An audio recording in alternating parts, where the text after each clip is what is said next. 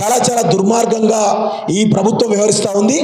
ఇక్కడనేమో గద్దర్ అవార్డుల పేరిట, ఇంతకుముందు అంబేద్కర్ గురించి చెప్పినా, ఇప్పుడు గద్దర్ అవార్డుల పేరిట పేరేమో గద్దర్ది, చేసేటేమో మొత్తం ఐటమ్ సాంగ్లతో చేస్తూ ఉన్నారు. అట్లా గద్దర్ పేరును అవమానిస్తూ ఉన్నారు, అంబేద్కర్ పేరును అవమానిస్తూ ఉన్నారు.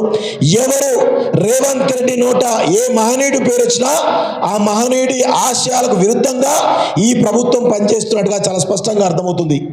ఇంకా ఇందులో ఇవాళ పొద్దున ఒక న్యూస్లో నేను చదివినా, వట్టినాగలపల్లిలో 20 ఎకరాల భూమిని కబ్జా చేయడానికి పొంగులేటి శ్రీనివాసరెడ్డి ప్రయత్నం చేస్తూ ఉన్నాడు.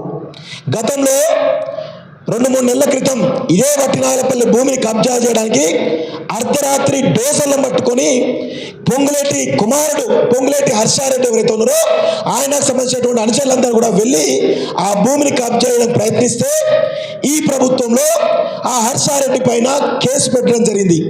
కేసు పెట్టిన 24 గంటల్లోనే ఆ సంబంధిత పోలీస్ అధికారిని ట్రాన్స్ఫర్ చేయడం జరిగింది.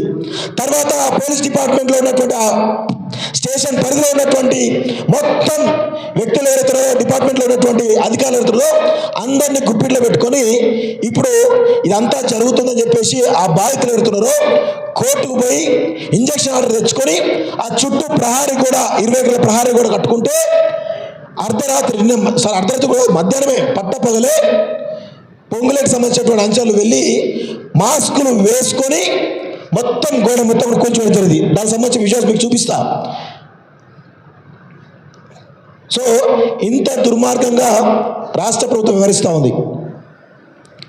ఏ విధంగా కూల్చారో ఒకసారి చూడండి, మీకు విజువల్స్ అనేవి చూడండి ఒకసారి క్లియర్గా. ఇంత దారుణంగా కూల్చారు సార్ గోడను, 20 ఎకరాల గోడను. వాళ్ళు 40 సంవత్సరాల క్రితం అక్కడ 20 ఎకరాలు కట్టుకున్నారు. ఈ విధంగా కూల్చేస్తున్నారు గోడను కూడా.